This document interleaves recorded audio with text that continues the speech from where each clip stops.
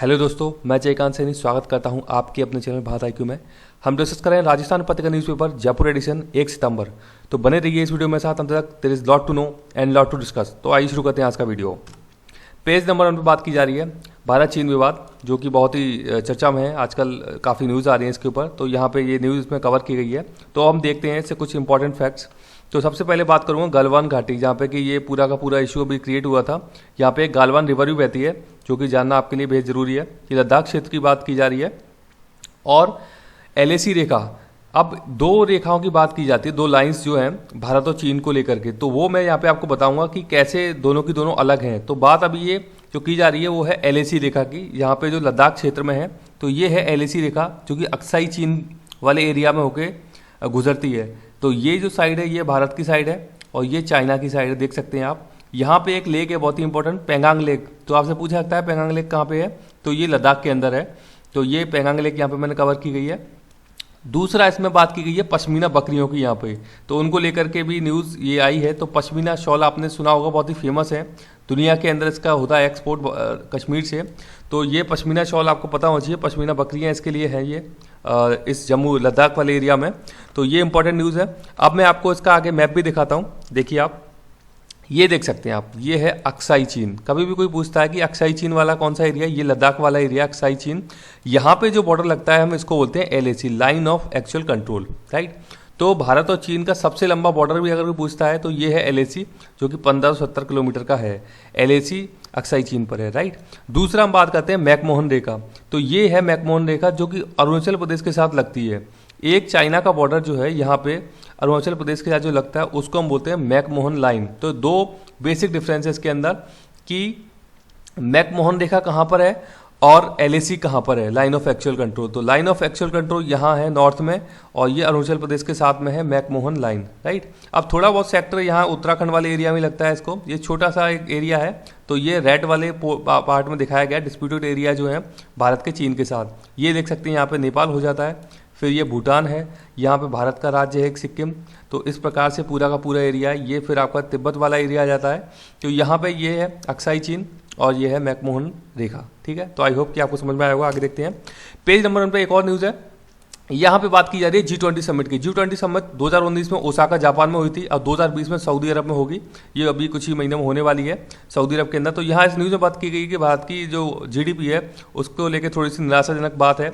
2019 की जो समिट हुई थी उसके अंदर बताया गया है। तो यहाँ मैंने आपको बताऊंगा कि ये संगठन G20 1999 में बनाया गया था। इसमें टोटल 20 कंट्रीज़ हैं, जैसा कि G20 इसके नाम से देखा जा सकता है। इसमें 19 देश हैं, भारत भी शामिल है इसमें।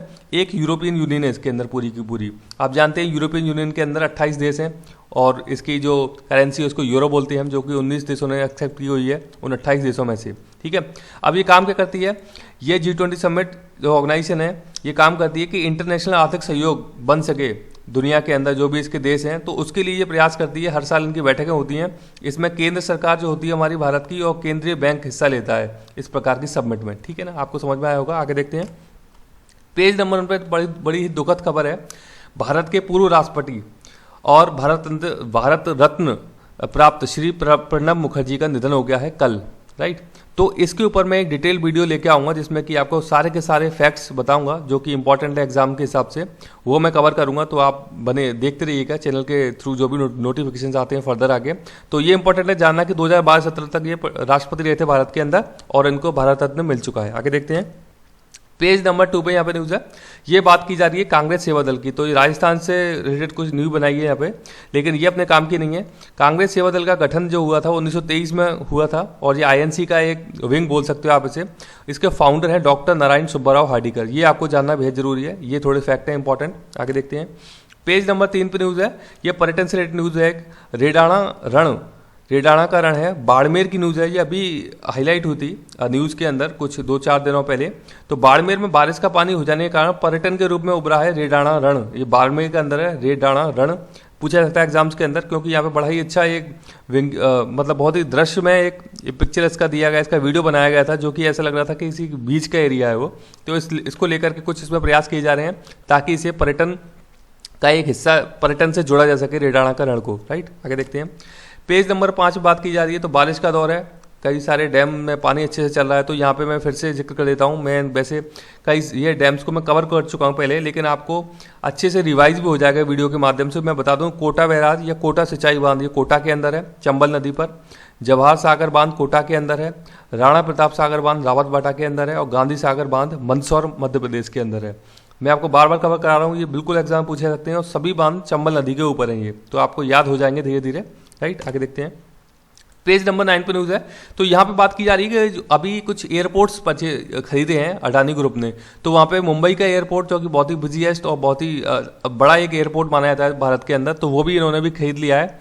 तो अडानी ग्रुप ने दूसरा एयरपोर्ट खरीद लिया है जी, मुंबई जो है सबसे बड़ा भारत के अंदर। इससे पहले इन्होंने कुछ और एयरपोर्ट खरीदे, इनके नाम है जयपुर, लखनऊ, अहमदाबाद, मैंगलोर और त्रिवेंद्रम। तो अभी इनका ऑपरेशन जो होगा वो अडानी ग्रुप करेगा, क्योंकि मुंबई एयरपोर्ट में 74% की इन्होंने हिस्सेदारी ले ली है। तो ये मतलब प्राइवेटाइजेशन की ओर जा रहे हैं हम लोग भारत के अंदर, ये दिखाता है ये, क्योंकि ये घाटे में चल रहा है। जैसे कि एयर इंडिया आपको पता ही है वो घाटे में चल रही है, तो इस हिसाब से ये किया जा रहा है ताकि कुछ रेवेन्यू आ सके गवर्नमेंट के पास में। तो ये न्यूज़ इसमें ली गई है। आगे देखते हैं, पेज नंबर 9 पे न्यूज़ है। यहाँ बात की जा रही है बैंक और एनबीएफसी की। थोड़ा सा बता दूँ मैं आपको कि बैंक और एनबीएफसी में क्या फ़र्क होता है। दोनों वैसे कंपनी एक्ट जो होता है उनके तहत पंजीकृत होते हैं, एनबीएफसी और बैंक। लेकिन बैंक होलसेल जो काम कर सकता है, बैंक लोन दे सकता है और जमा को स्वीकार भी कर सकता है। लेकिन एनबीएफसी केवल लोनिंग का काम करता है। एनबीएफसी और बैंक में यही फ़र्क है। एनबीएफसी का पूरा नाम है non banking financial corporation, right. तो एनबीएफसी, जैसे कि आपने नाम सुना होगा, बजाज फाइनेंस नाम सुना होगा, मुथूट का नाम सुना होगा आपने, श्रीराम फाइनेंस का नाम सुना होगा आपने। तो ये एनबीएफसी हैं जो कि जमाओं को स्वीकार नहीं करते, मतलब डिपॉजिट ये लोग नहीं स्वीकार करते हैं जैसे कि बैंक करता है। बैंक फुली फंक्शनल होता है, एनबीएफसी केवल लोनिंग का काम ज़्यादातर ये लोग करते हैं, माइक्रो बिजनेस पे करते हैं। ग्रामीण एरिया में कई सारे एनबीएफसी का नाम सुना होगा। तब ये एनबीएफसी जब धीरे धीरे डेवलप होते हैं, अच्छा काम करने लग जाते हैं, तो ये बैंकिंग लाइसेंस के लिए अप्लाई कर देते हैं। उसके बाद ये फुली बैंक बन जाते हैं। जैसे कि बंधन बैंक अभी एक बैंक बन गया है, लेकिन इससे पहले ये भी एक एनबीएफसी था, राइट। तो ये बेसिक डिफरेंस है एनबीएफसी बैंक के अंदर। आगे देखते हैं, पेज नंबर 9 पे न्यूज़ है, स्पोर्ट रिलेटेड न्यूज़ है ये। तो यहाँ पे ऑस्टिन अर्नेस्ट है, अमेरिका की गोल्फर हैं ये इनकी पिक्चर है, लेडी है ये। और दूसरे हैं स्पेन के गोल्फर जॉन, जिन्होंने BMW चैंपियनशिप जीत लिया है। ये इनकी पिक्चर है यहाँ पे। तो किसी एग्जाम से पूछा सकता है, गोल्फ से रिलेटेड न्यूज़ है, तो आप देख सकते हैं दोनों के नाम। आगे देखते हैं, पेज नंबर 10 पे न्यूज़ है।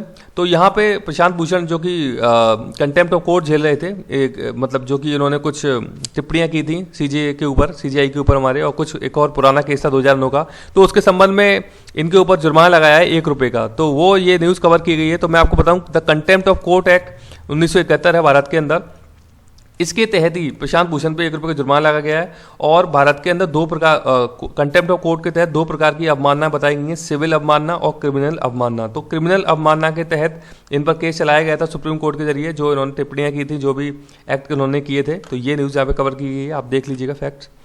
पेज नंबर 10 पे बात की जा रही है। यहाँ पे ये न्यूज़ है बिल गेट्स और वॉरेन बफेट संबंधी न्यूज़ है। तो बिल गेट्स की मैं आपको बता दूं कि ये को फाउंडर है माइक्रोसॉफ्ट और bill and Melinda Gates foundation की। तो ये दोनों के दोनों इंपॉर्टेंट हैं इंस्टीट्यूशंस। आपको जानना जरूरी है कि माइक्रोसॉफ्ट व बिल एंड मिलिंडा गेट्स बहुत ही चर्चा में रहते हैं। तो ये इनके को फाउंडर हैं Bill Gates, right. Melinda Gates and foundation काफ़ी सारी फंडिंग का काम करता है, डेवलपमेंट का काम करता है ये। तो ये एक आप कह सकते हो कि फिलेंथ्रोपिस्ट एक ऑर्गेनाइजेशन है ये। और दूसरा नाम आता है वॉरेन बफेट का, दुनिया के जाने माने बिजनेसमैन है ये। तो आपको पता होना चाहिए, दोनों के दोनों यूएस से संबंधित हैं ये। आगे देखते हैं, पेज नंबर 10 पे न्यूज़ है।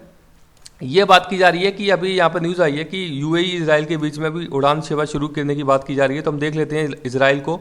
इजराइल की कैपिटल जेरूसलम है, इसके पीएम का नाम है बेंजामिन नेतन्याहू। ये बार बार न्यूज़ में आता है, तो एग्जाम पूछा सकता है। इजराइल को आपको पता है पैलेस्टीन को लेकर चर्चा में रहता है इजराइल। पहले इसकी कैपिटल तेल अवीव हुआ करती थी, लेकिन अभी इसको जेरूसलम कर दिया गया है यूएसए की मदद से।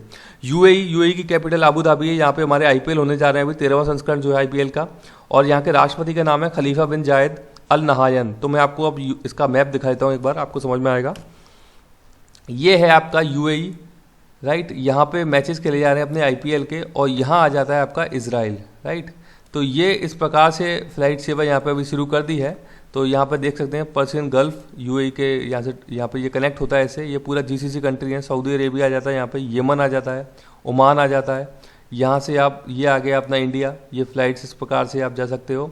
तो ये एक इसका एक ज्योग्राफिकल मैप है। आई होप कि आपको वीडियो समझ में आया होगा।